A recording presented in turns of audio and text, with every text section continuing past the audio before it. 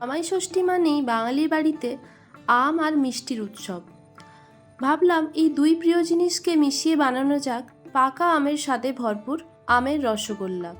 থাকবে সমস্ত tips and tricks, যেটা দিয়ে খুব অনায়াসেই বাড়িতে তৈরি করে ফেলা যাবে এই রসগোল্লা। তাহলে চলো দেখে নিই বানাতে আমাদের কি কি লাগছে। এখানে আমি নিয়েছি 500 ml দুধ, এটা ফুল ক্রিম দুধ রয়েছে। কড়াইতে নিয়ে ভালোভাবে দুধটাকে আগে ফুটিয়ে নেব।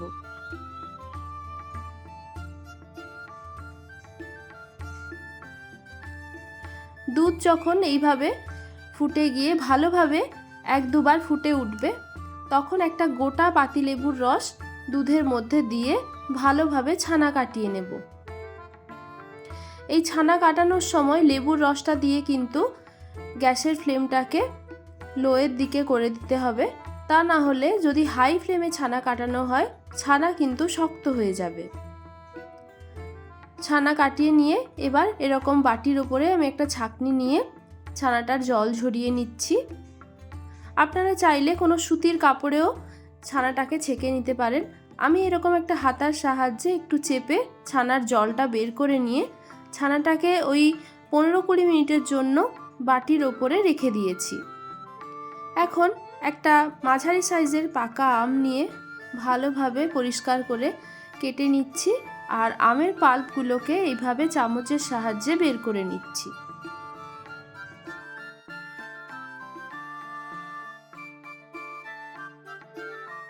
সমস্ত পাকা আমের পাল্পটাকে ব্লেন্ডিং জারে নিয়ে খুব ভালোভাবে পেস্ট করে নিতে হবে।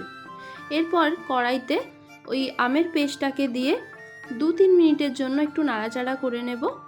এতে করে আমের মধ্যে যে এক্সেস জলটা থাকবে সেটা কিন্তু টেনে যাবে। যে কোনো মিষ্টি বানানোর সময়, বিশেষ করে যখন আম দিয়ে বানানো হয়, সেক্ষেত্রে এইভাবে আমের পাল্পটাকে গ্যাসে বসিয়ে 2-3 মিনিট নাড়াচাড়া করে নিলে এতে মিষ্টির টেক্সচারটাও খুব সুন্দর হয়।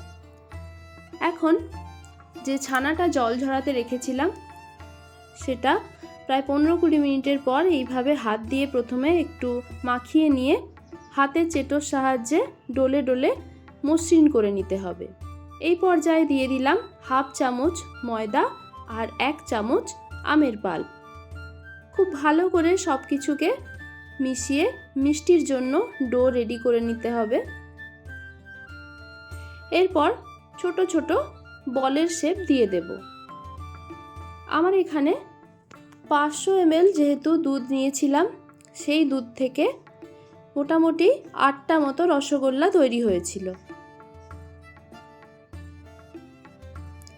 এখন ওই কড়াইয়ের মধ্যেই 1 কাপ দিয়ে দিলাম চিনি আর বাতাসা মেশানো। আমার চিনির পরিমাণটা বাড়িতে কম ছিল, সেই কারণে এর সাথে কিছু লাল বাতাসা দিয়েছি। আপনারা পুরোটাই চিনি দিয়েই করবেন। দিয়েছি 2 কাপ জল। এবার শিরাটা ভালোভাবে ফুটে উঠলে, মানে ঠিক এই রকম যখন ফুটতে শুরু করবে, তখন একে একে রসগোল্লাগুলোকে দিয়ে দিতে হবে। এবার ঢাকা চাপা দিয়ে এটাকে ফুটতে দেব প্রায় 20 মিনিটের মতো। ফ্লেমটাকে মিডিয়ামে রেখে ভালোভাবে ফুটিয়ে নিতে হবে। 20 মিনিট পর আপনাদের দেখাচ্ছি বলগুলো ঠিক কতটা বড় হয়ে গেছে।